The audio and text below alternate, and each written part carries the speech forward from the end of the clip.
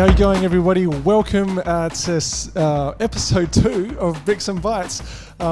We've got a great show ahead. We've got a special guest. We've got a slightly different Lego challenge, and we have an app of the week. My name is Ben, and I'm here with the City of Marion Libraries, and it's great to be here with you, even though you might be at home and I'm here at the library.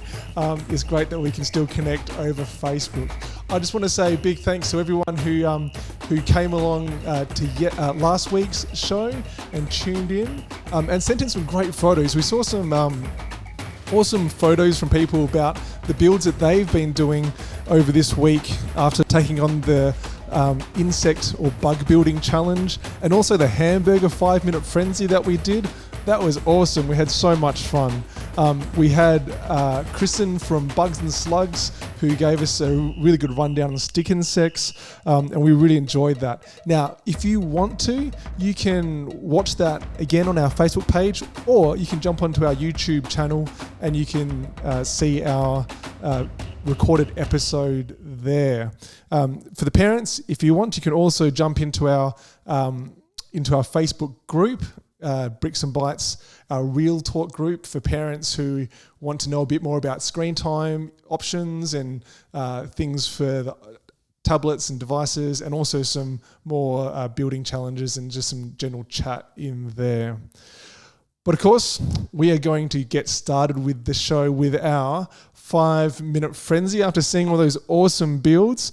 Now, today we have something a little bit different. So in that Facebook group, we asked some of the kids for some suggestions on what they would like us to try and tackle for our 5-minute frenzy.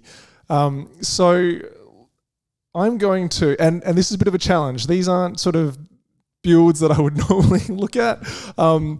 They might be quite challenging. Remember, we've only got a set amount of bricks, so hopefully you have some bricks. If you don't have some bricks, I'm going to give you a few seconds to quickly run and grab some, and I'm just going to say hello to a few people. So let's see who we've got here.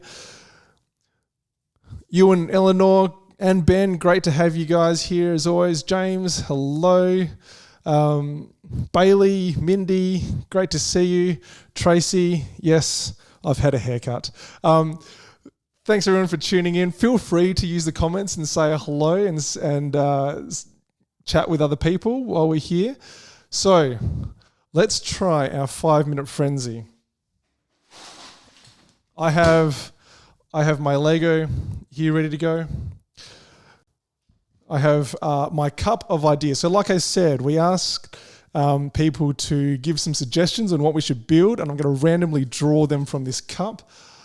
Okay, there are a couple of them in there that I'm a little bit nervous about, but let's draw and see what we come up with.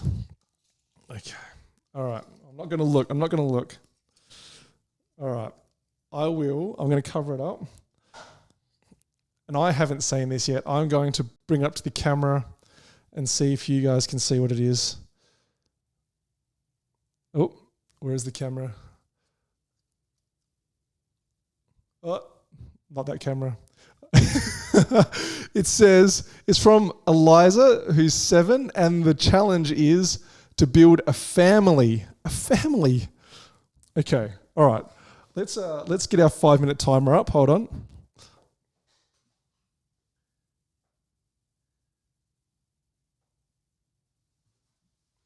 All right, we're going to put 5 minutes on our timer. Get that up on the screen so you guys can see the timer as well. Hopefully you've got your Lego ready to go. All right, let's grab this and grab this.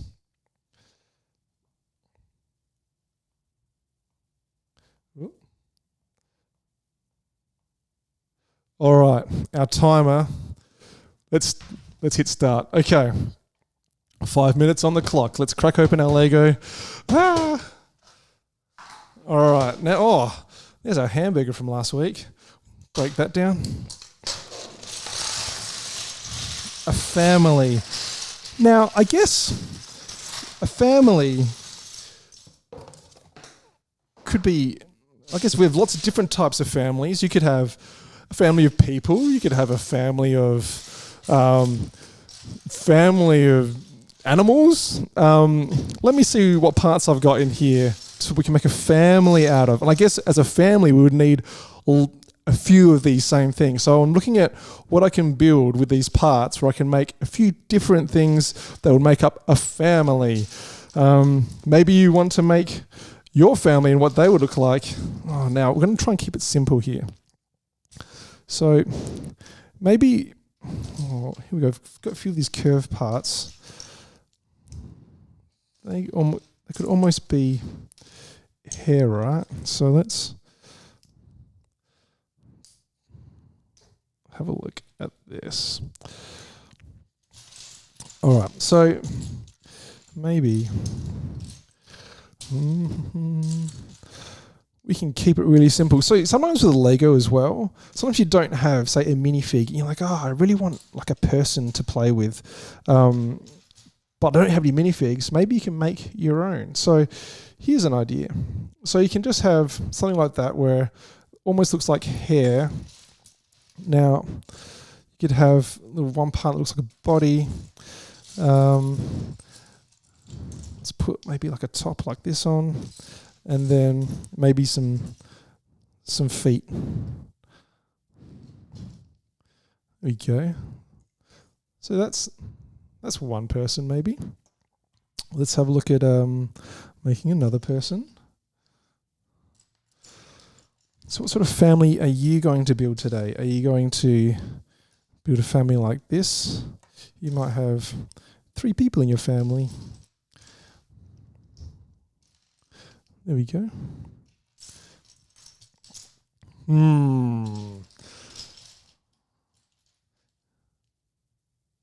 All right, so I'm just going to make some space. So 1, 2, 3. You could have the feet facing out to the side, maybe like that, if you wanted to. Or if you flip it around, it's almost like a dress, isn't it? So you could have that sort of family. So you got maybe three sisters playing together. Now, what else might you have in your family? So, maybe you might have, maybe in our family we have a little puppy. So maybe we can have a little puppy like that. So using those same sort of slope pieces for little puppy ears. Look at that. Very simple. What else might you have in your family? Maybe see if we can. What parts have I got here? Only got a minute and a bit left. Should we have an adult? Maybe we should have an adult. Okay, so no, that adult. I want to get an adult with some arms. Oh, look, there's an eye. Oh my goodness, we've got eyes. I could have used eyes. It's too late, is it? All right, let's do an adult with eyes. Now I need something to attach the eyes to. So let's do this. An eye there. Oh no, I've only got half a person. I'm not doing very well. I know. Quick, get some legs. Get some legs. Like 43 seconds. All right, I hope you're doing okay over there. All right, here we go. Here's the other part for the arm. And here's another part for an eye. Quick. And another arm. I need an arm. Oh, here, this is a cool arm. All right. Oh, no. Quick, 20 seconds. All right.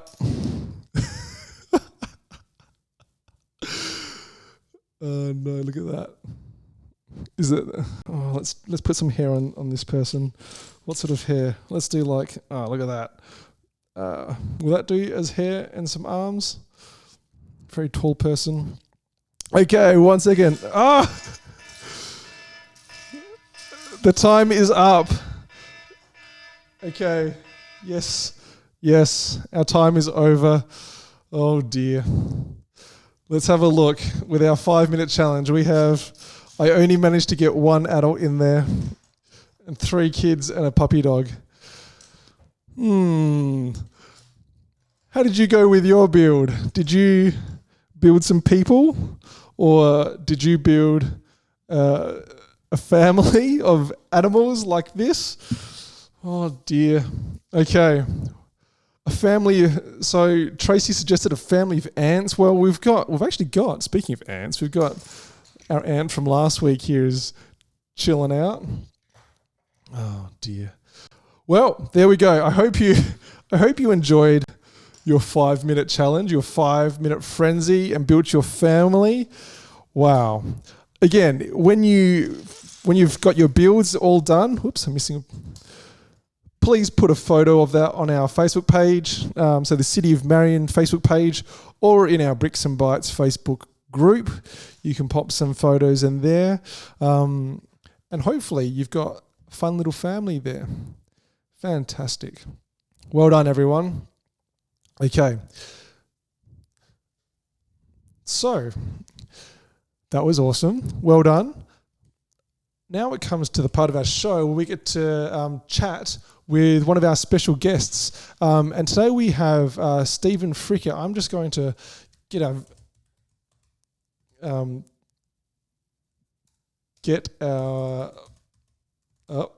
chat going. Get my headphones on. Awesome. Okay, Stephen. I'm just going to turn your microphone on. Okay, Stephen, can you hear me okay? Yeah, I can hear you, Ben. How are you going? Awesome. Yeah, great. Hey, thanks for joining us today. So, Stephen, you're with Activating Australians for Citizen Science. And I guess what I've discovered is that you're doing some really fun stuff, encouraging kids to get out and taking photos and doing some fun stuff out in their backyards and the neighbourhoods. Can you tell us a little bit more about, what Activating Australians for Citizen Science is and what you do? Yeah, sure. Now, pretty interesting. We actually work with we traditionally have worked with older people. Like the last couple of years, we've had a project running, engaging older people in citizen science. And that's sort of been put on hold at the moment because of things that are going on.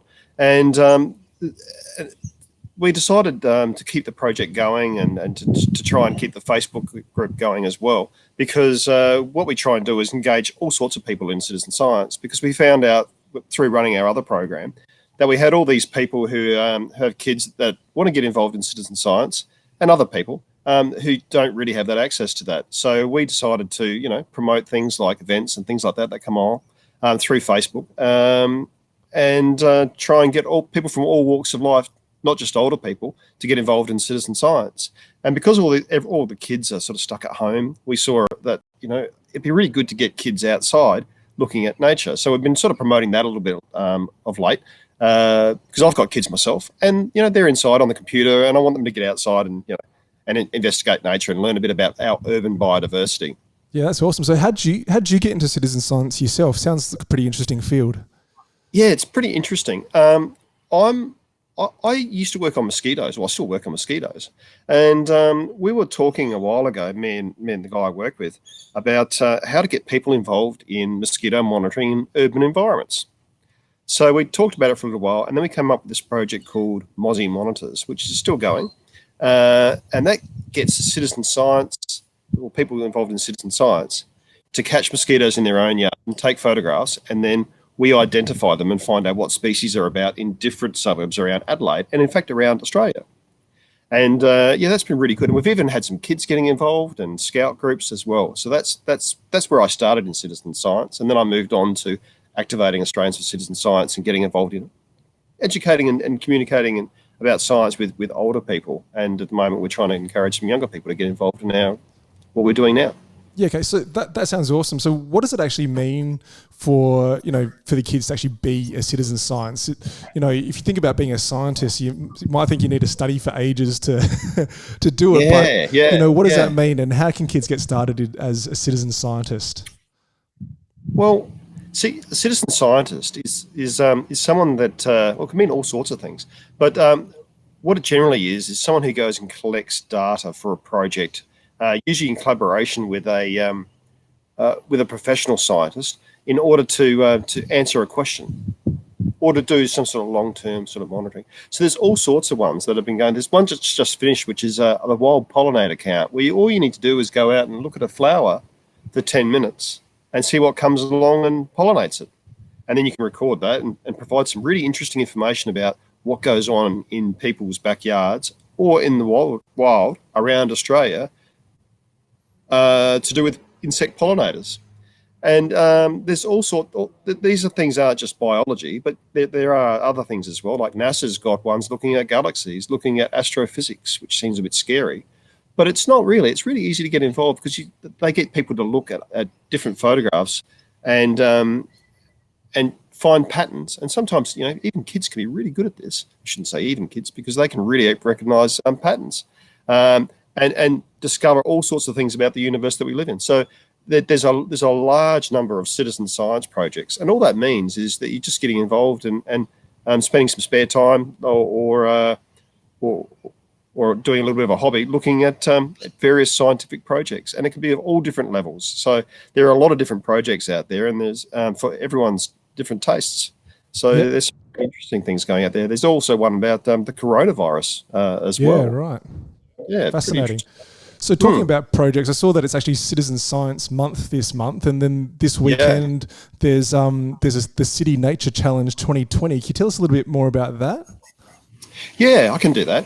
The City Nature Challenge is it's what they call a BioBlitz. I don't know if your listeners have heard of a BioBlitz before, but it's where you go and look at the biodiversity in a certain area over a period.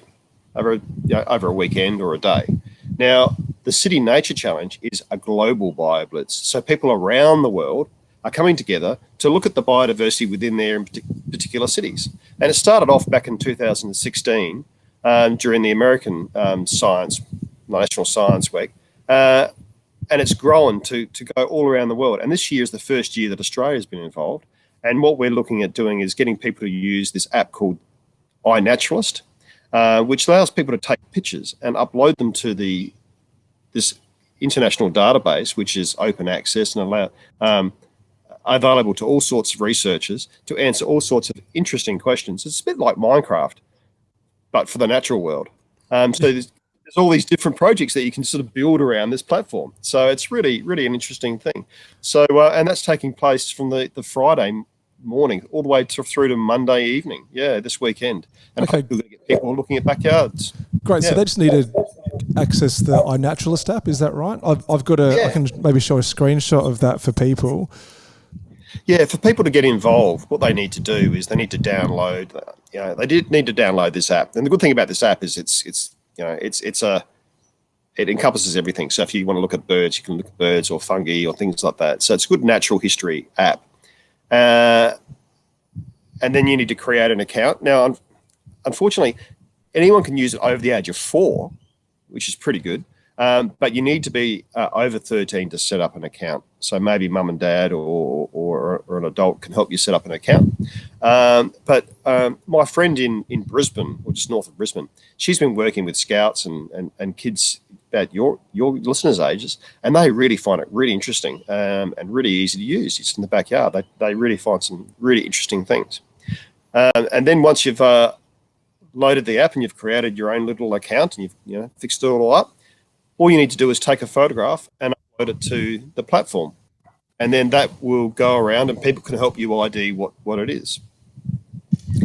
There are some little tricks around that, like you just need to make some sort of an observation and name, if it's a bird, you put down bird. You don't have to put down what species it is if you don't know. And that's okay, because this is all about learning. So you don't need to jump straight to the answer.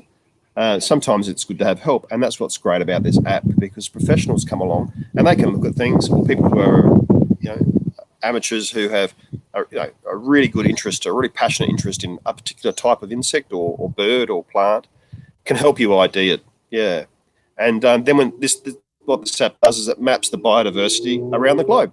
So it's pretty interesting. Yeah, that's cool. Like I just while you were chatting and talking about the photos, I just did a test photo of actually one of our little Lego things here. But it's quite easy to use. Like you just take a photo and you'd add on, and then I can go and if it's not a great photo, or if it's one that I don't want to have on there, like that ant, I can go back and delete it. So it's really, it's really handy app to use. And like you said, I can see on this map, and I can see that there's other people taking photos, and I can click on them and I can see what other people have been observing around the place. So that's really cool. That's right. Yeah, so you can look at it. The good thing about this is there's two things you can do. There's projects, so people can develop projects in their own area, or you can go and have a look at someone else's project. So if you're going to go to a national park or even a local park, you can go on the app and find out what actually has been seen there and see if you can find what other people have seen in the area. So it's really interesting for that as well. So it's not just making your own observation. You can use it to find out what birds are around your suburb, or what butterflies are around your suburb, if you like them as well. Yeah, that's awesome. Okay, so for the kids, if regarding like taking photos or even just finding things to take photos of, do you have any tips for them?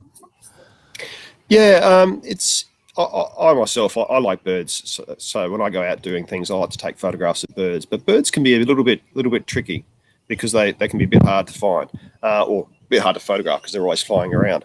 But so some of the other things you can find are things like some of the smaller things that don't move around so much. But we should always be careful that we watch out for things that could bite or sting. So we want to be a little bit careful of that. Just be aware of those sorts of things. But since we've had all this rain around at the moment, it's been quite nice weather. Sometimes we get things called mushrooms. And I don't know if your listeners know about mushrooms. I think they probably would. They're little, like the fruiting bodies of fungi. So they come up, and at the moment you might be able to find some of those in your garden, in the lawn, or under an old log at the back of the garden. Sometimes it's a bit wet there, and that they're starting to fruit at the moment. So these can be things like bracket fungus, which are these sort of like these little fungus that grow out of the wood. And they can find some nice mushrooms around, and it's really good to get some nice photographs of those guys from different angles as well. They could probably look under some bark or rocks, and you might be able to find some insects or some little slaters or some earthworms, or even maybe a skink or a beetle. And if you have some flowers in your garden, you might be able to find some butterflies that might sit still enough, long enough for you to take some photographs of them. Yeah, that's great. Yeah, and plants also are pretty good. I mean, the app's looking at more wildlife. So weeds are wildlife. So if you've got thistles growing in the garden or things like that, you can photograph them as well, because they don't move around too much and they're easy. That's great. Well, thanks so much for coming along today, Stephen, and having us join you in your backyard by the sounds of it, or by the looks of it. Yeah. Can you let us know how we can find out a bit more about the City Nature Challenge in Adelaide?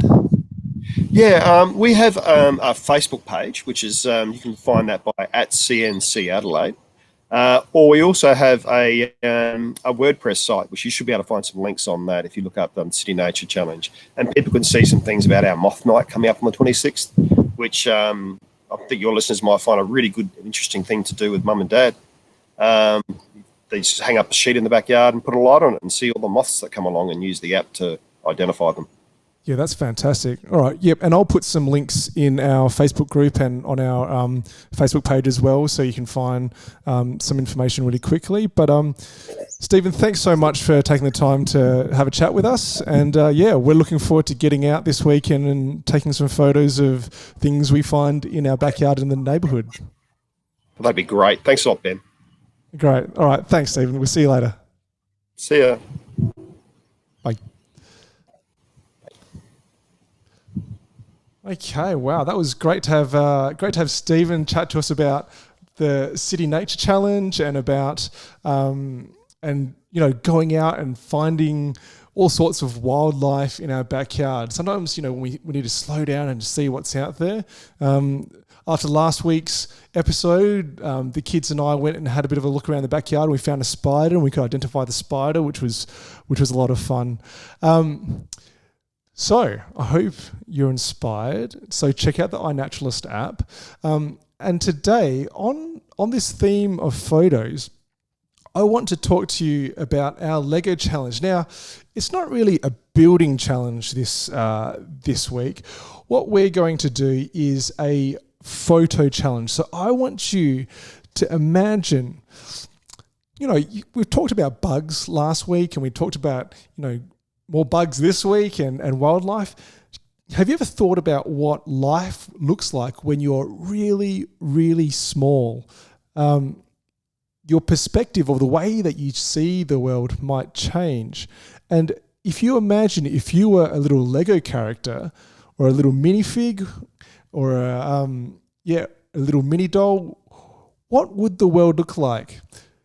And that's your challenge for this week, is to take some photos. Now, I'll give you some tips on some photos, because maybe if you're really small, a pair of shoes actually looks really big, and a little cotton bud can actually become a little tool that you could use to clean shoes.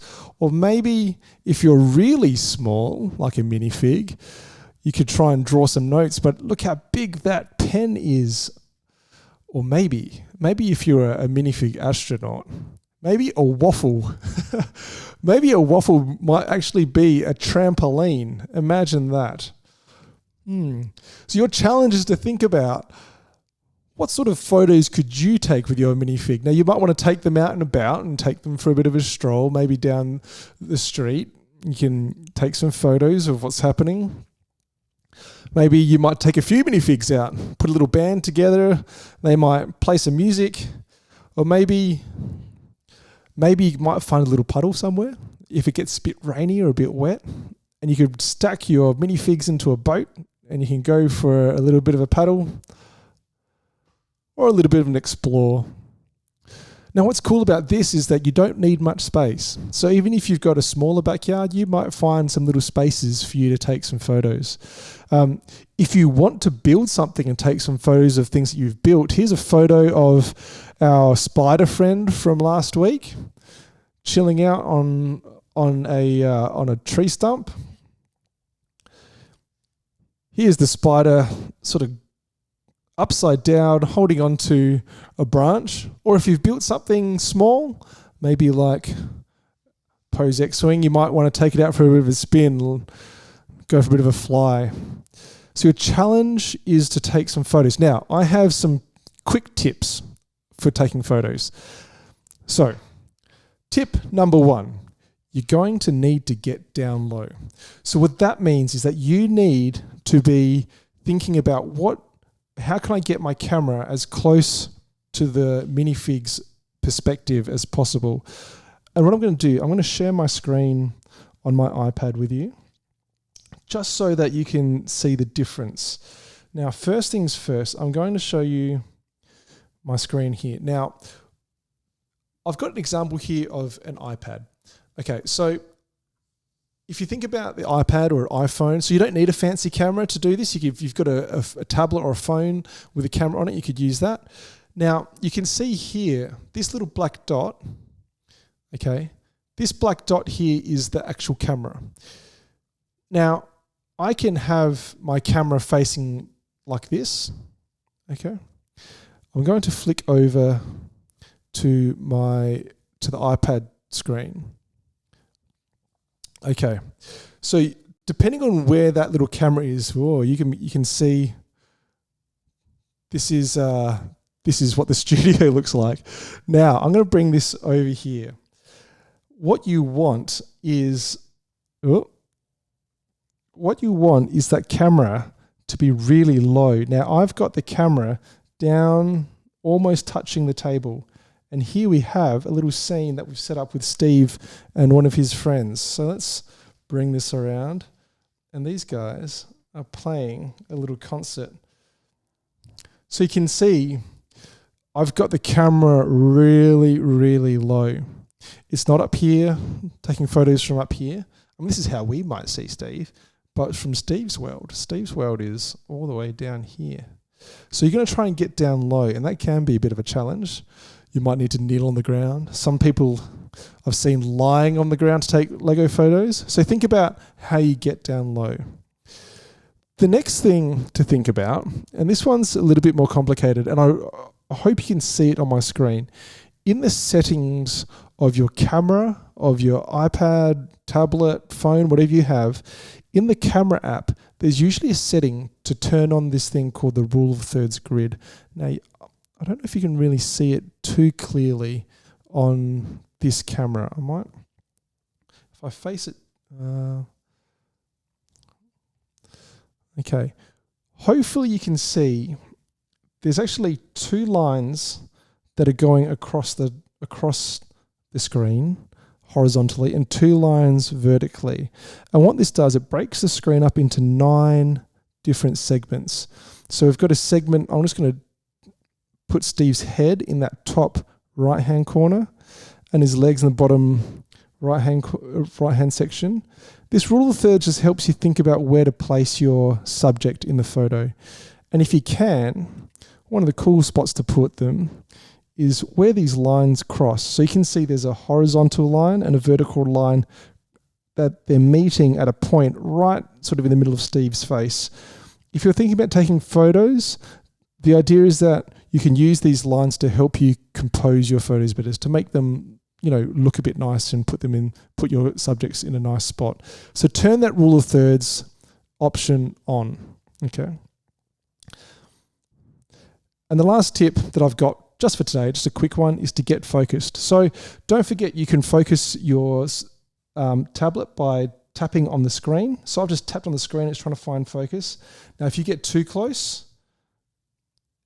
it finds it hard to focus. It's struggling. So I need to come back a little bit. I'll tap the screen again and there we go, we can focus. All right, so have a think about how well your camera is focused. So remember to tap the screen on the thing that you want to take a photo of. So those are 3 quick tips.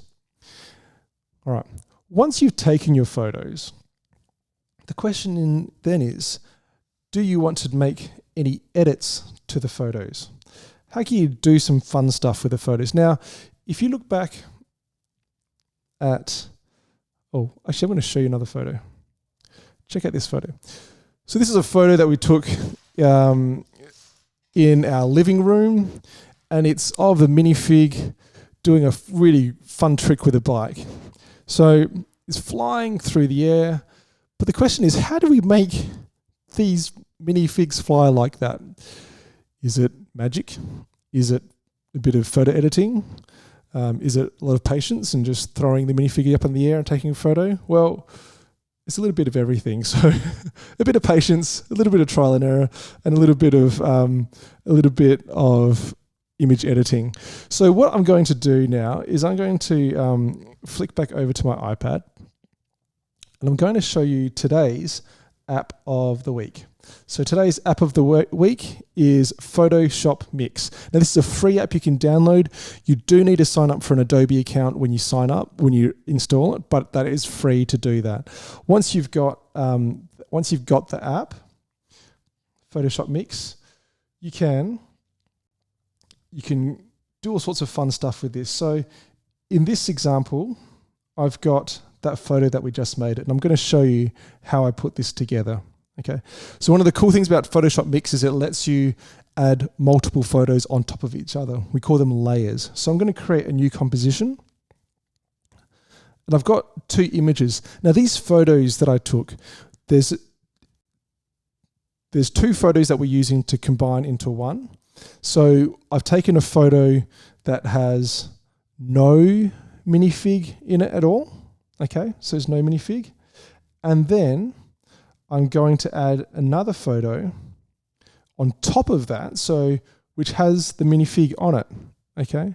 Now you can see the trick here is that I've got a little piece of Lego and I've stuck it into his leg, and I'm holding that piece of Lego while I took the photo. Now, when I took the photos, I made sure I didn't move the camera, so then the 2 photos are in the same position. Because if you think now I've got one photo on top of the other photo, I can cut a part of this top photo out to show the bottom photo. And if the bottom photo is exactly the same, in exactly the same position, it will look like it's just filling in that background. So what I'm going to do, I'm going to use the cut out tool down the bottom here. Instead of cutting out, I'm going to tap the eraser, and I'm going to use the smart option. So the smart option makes life a lot easier. I can zoom in here, and I'm going to tap around where my finger is on the screen. And you can see here, the app is deciding which parts it should delete. It's very clever. It can say, oh, I can see what you're trying to do there. And it deletes that section. Now watch. When I click the tick, that part of the image is gone. And because I've got the other image underneath, I'm just going to tap on that to show you. I'm just going to hide this layer. So you can see the layer underneath has the floor there. You can see where I've cut out my hand, and you can see the floor that's on the other layer. And now I can share that to my camera roll, and I have a photo of a flying Lego minifig. There we go. So that's Photoshop Mix. That is free for you to download. And it's a pretty cool tool if you want to take some Lego photos.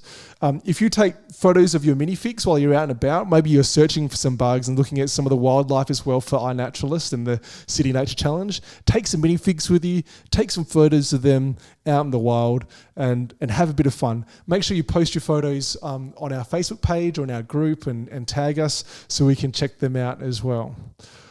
Well, there we go. That brings us to the end of another Bricks and Bytes episode. We hope you've enjoyed hearing about the City Nature Challenge and what it means to be a citizen scientist. We hope you've enjoyed checking out some Lego photos and thought about, what sort of Lego photos can I take? And also thought about what sort of apps can I use to make some edits like Photoshop Mix. It's a really fun app to use. So we'll be back here next week, and we hope that you can join us. Again, remember to stay safe, stay curious, and play well. All right, have a good day.